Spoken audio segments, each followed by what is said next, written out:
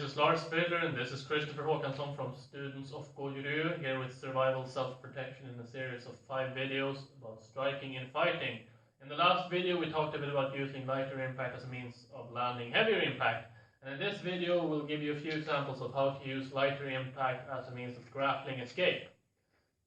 Our first example of this, just to pick one, is a hammer lock. From here I've got my hand locked behind my back, same arm. So, from here, if I would try to, the position I want to end up in is this one.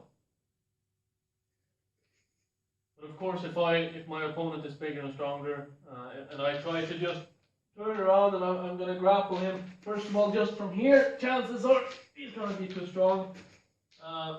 He can also stop me on the way from here, and he's got another hand to do things with and strike me with while I'm grappling his arm here. Things are happening.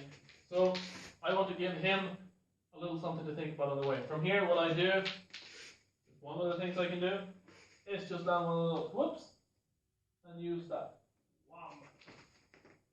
To get here quickly. Similarly, if my opponent has his hand here, from here, if I try to elbow him here, I won't be able to get around to do that. And the position I want to end up in here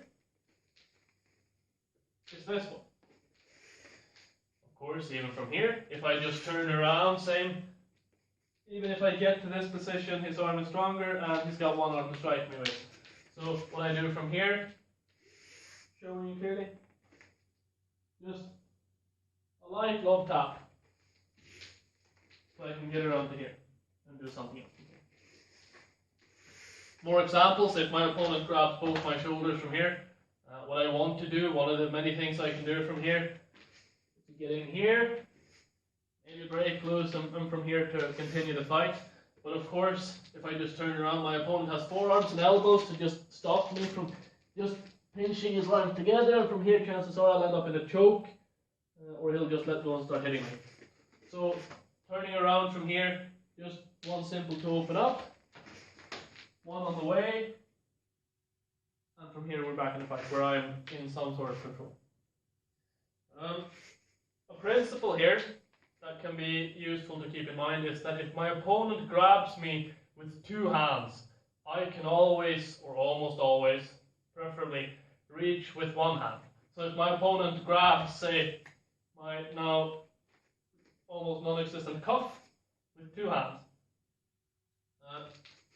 even if my opponent has a longer reach from here, if we both stretch our arms out like this, even if my reach is shorter, if I stretch out one arm, my reach is significantly elongated. So if my opponent grabs me from here, I can probably reach him with 1 hand from here, with a palm strike or to the throat or something, just to make something happen here in order to break loose and do something. Because if I just start focusing on the hands, he's going to let go and he's going to do something, whatever he's grabbing me to do in the first place.